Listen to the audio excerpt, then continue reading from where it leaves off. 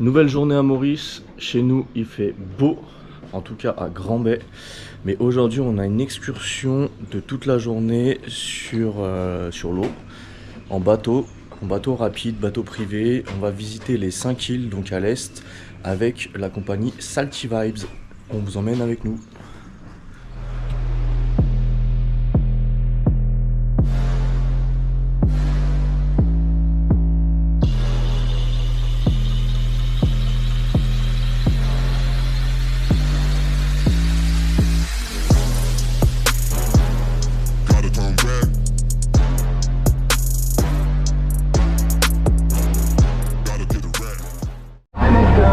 Bon, on est parti pour la journée avec Salty Vibes.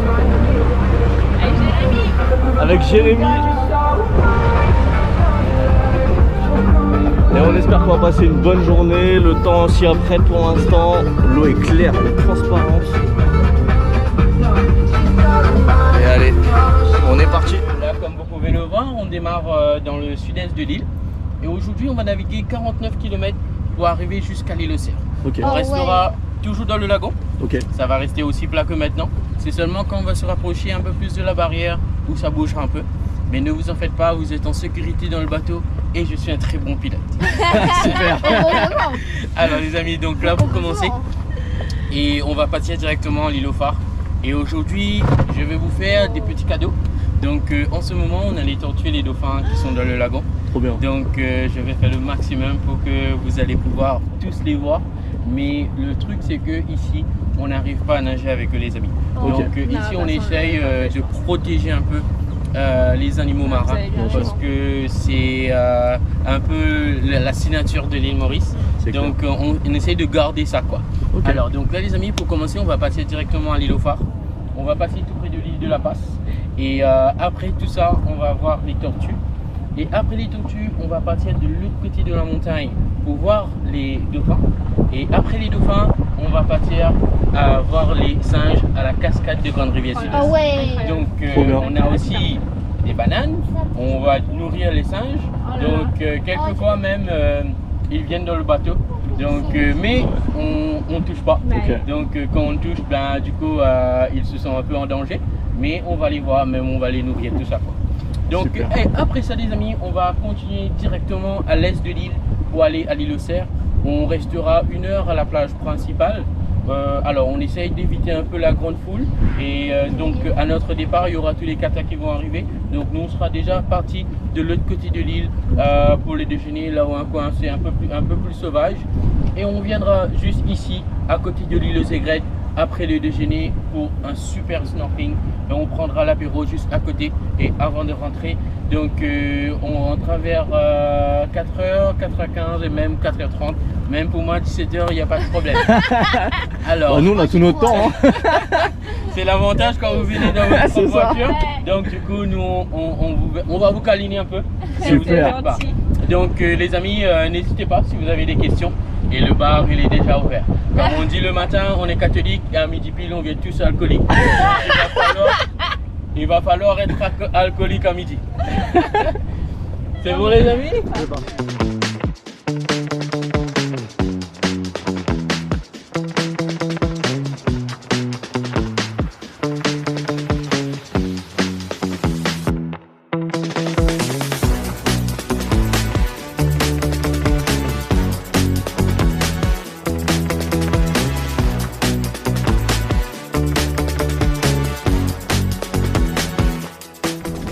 Ceci c'est 1 mètre ici, 65 là-bas. Des tourments sous-marines.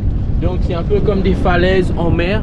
Donc et ici les amis, donc c'est là où on arrive à voir les tortues. Donc vous voyez ces algues qu'il y a ici, on appelle les bâtons d'allumettes. Donc les tortues quand ils ont 85 ans et plus, donc du coup ils deviennent végétariens. Donc ils mangent seulement des algues. Donc 85 ans. Exactement. Et après avant ils mangent quoi? Alors avant ils mangent les méduses, les calamars, les crabes. Donc la raison pour laquelle on dit de ne pas jeter les sacs en plastique dans l'eau, parce que ça ressemble au calamar quand c'est dans l'eau. D'accord. Okay. Alors donc et ici les amis, on arrive à voir Donatello et Michelangelo. Donc c'est les deux tortues qui sont les plus balèzes. Je suis en train de chercher un livre. C'est les tortues ninja ça.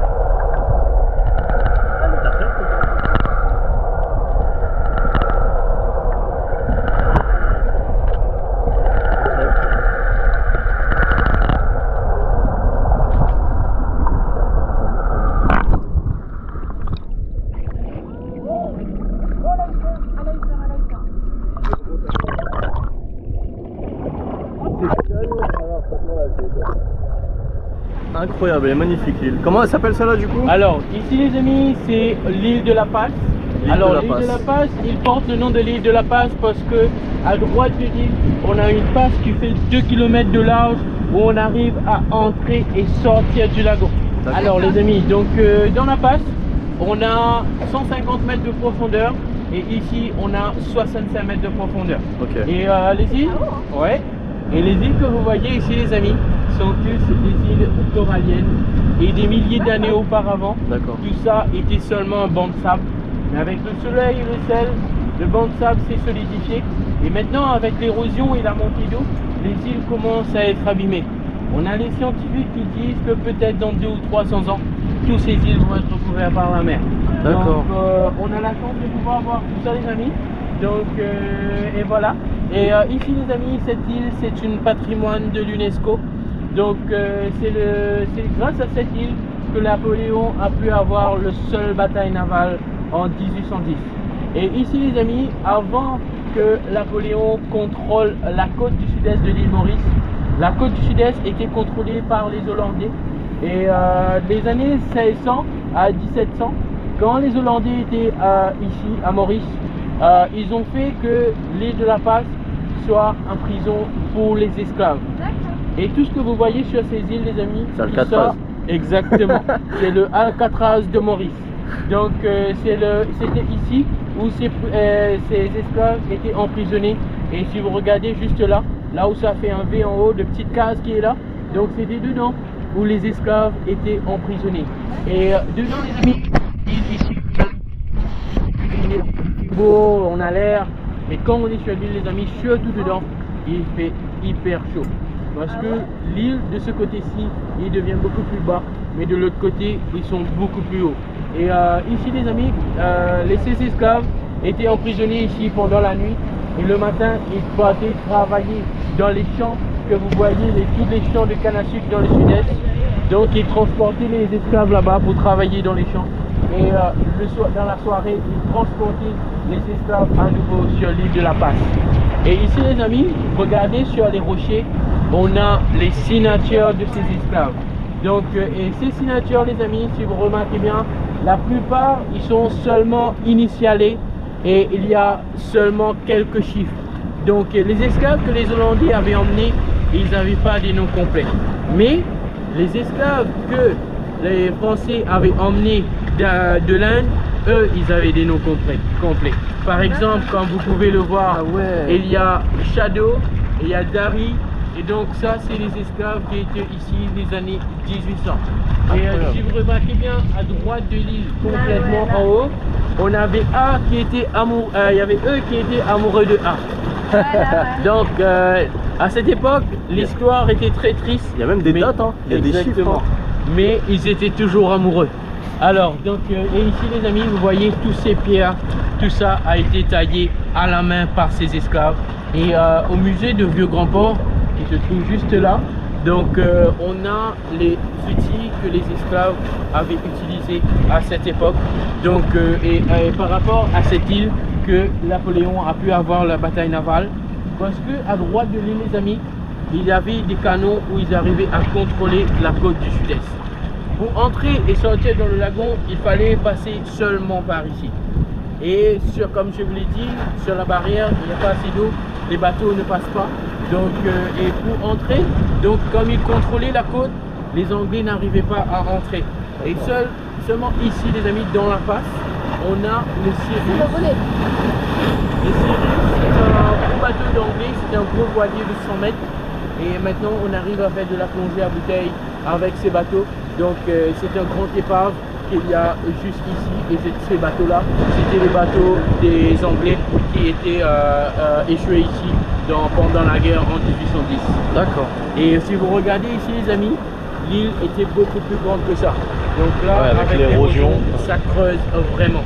Donc, et ici, et ici, les amis, c'est l'une des meilleurs spots de plongée qu'il y a dans le sud-est.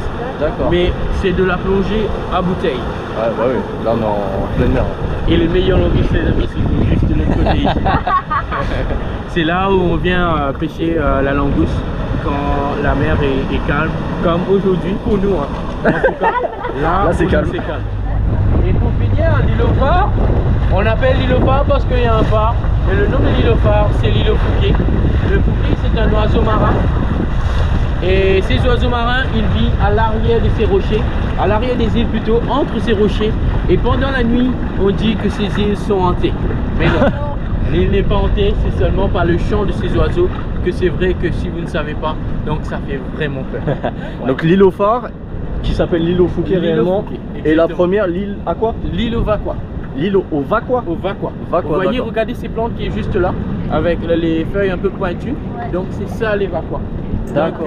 Alors pour faire des chapeaux avec ces plantes, donc il les coupe, il l'écrase, il met à sécher dans le soleil et dès que ça sèche, ils arrivent à natter pour faire des super chapeaux et aussi des tentes avec ces plantes. D'accord. Et les îles que vous voyez au loin, les amis, ça c'est l'île, exactement, ça c'est l'île aux Mariannes. L'île aux Mariannes, c'est une histoire qui est par les Français.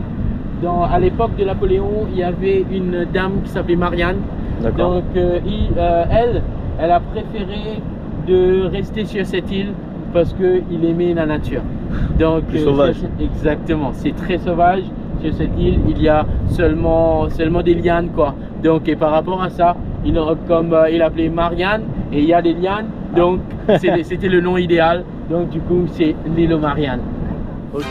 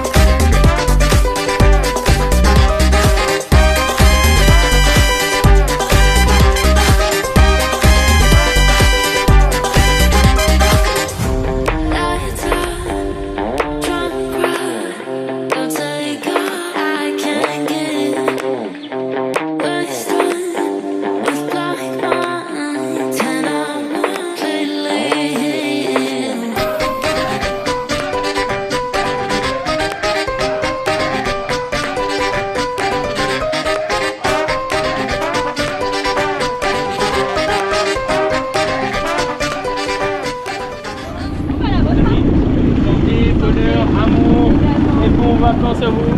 Avec plaisir.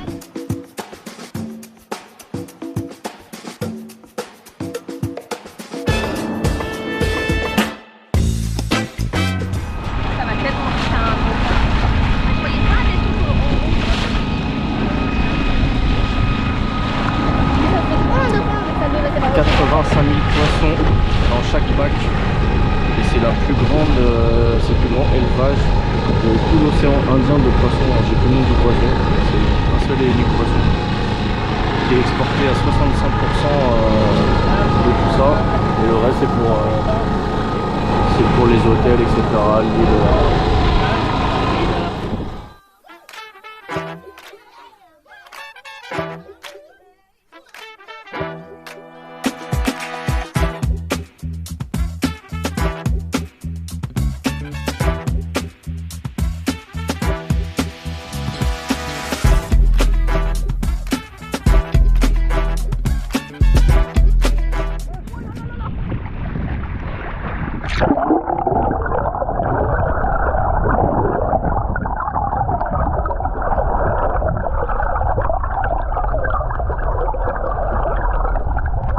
Donc la raison pour laquelle que l'eau il devient comme ça, parce qu'il y a les eaux qui viennent dans les champs de canne qui descendent dans cette rivière.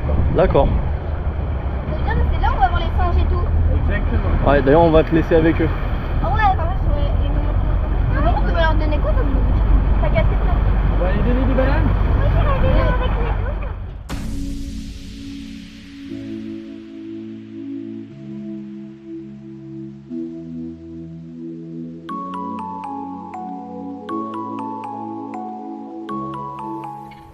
Tenez les amis, tiens princesse. On enlève pas la peau? Des jolies Il y en a bananes. encore une. Mais attends, ils sont où là? On n'enlève pas la peau, on leur donne comme ça?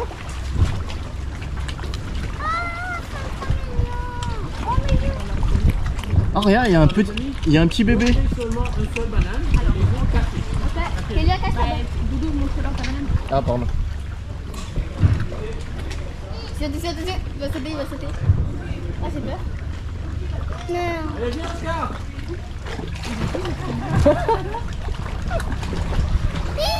Ah, tu fais maman? Oui, vas-y, donne-lui la chaise. Donne-lui la chaise. Tu veux? Bye bye. Vas-y, Kélia. Calme. Oscar, on dit merci hein. Eh, Oscar, là. Tiens, rapproche-toi ma puce. Ah, mais il met les bananes dans l'eau. Regarde, il y a elle, c'est lui qui en veut là, une petite banane. Me dis pas qu'il y a le bébé qui va y aller. Ah, ça, mais il y a le bébé qui vient. Ah, ils enlèvent eux-mêmes la peau en fait. Mais moi, tu la mets pas dans la peau. Attends, il va se rapprocher. C'est quoi comme ça? Des macaques. Mais là, c'est des bébés du coup. Ah, mais c'est incroyable. Enfin, il y a des bébés. Je suis choquée là. Les bébés, ils vont pas une banane. On dit pas que c'est le petit qui va y aller. D'ailleurs. Vas-y, qu'il attend ta banane. Oh, le con. Tiens, il arrive au-dessus de ta tête. Regarde, il y en a aussi peut-être. Mais il l'a déjà mangé, lui. Donne-lui. Il l'a arraché des mains. C'est lequel, le Scar? Oh, il a failli tomber. Regarde comme il est drôle. On en a plus, Loulou. Tiens princesse, j'ai encore une. Tiens, donne Tiens. Kélia. Kélia, donne. Je crois qu'elle est pas mal. Incroyable.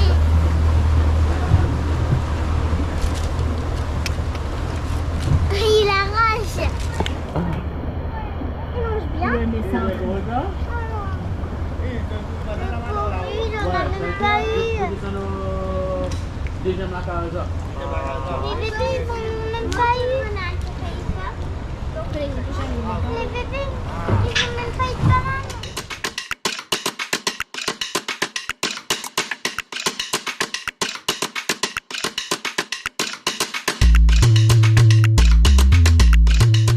Là c'est les chauves-souris.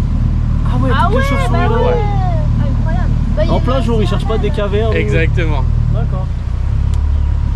Je cherche même pas à être dans l'eau. Ah, mais je peux faire du canoë dans l'eau.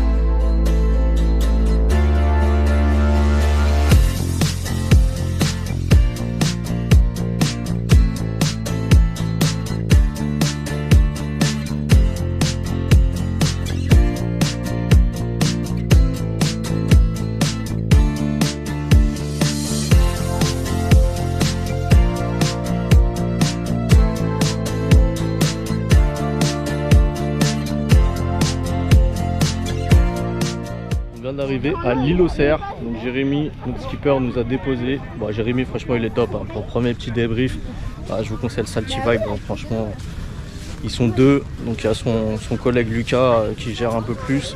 Et là, on est tombé sur Jérémy, franchement génial. Donc je vous recommande Salty Vibe. Sans souci. Et là, on va aller se baigner un petit peu donc sur l'île aux cerfs. Et voilà.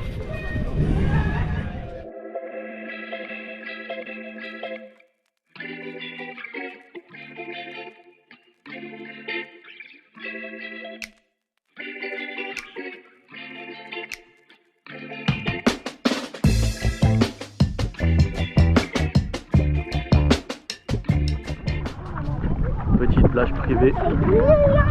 Personne à côté de nous. On est au top.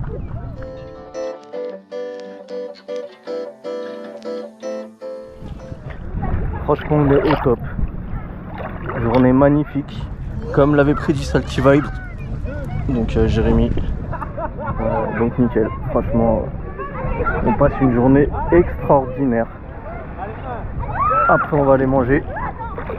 Là on s'arrête 45 minutes environ pour se rafraîchir un petit peu. Il y a quelques activités, voilà. Et puis voilà, on profite. Petit arrêt pour aller manger. Donc toujours sur l'île aux Cerfs. Et là on a Jérémy qui nous emmène sur notre lieu de dégustation. Je suis pas sûre de continuer à faire ça, mais on va essayer. Un autre coquillage. Petite table pour manger. Déjà la mer.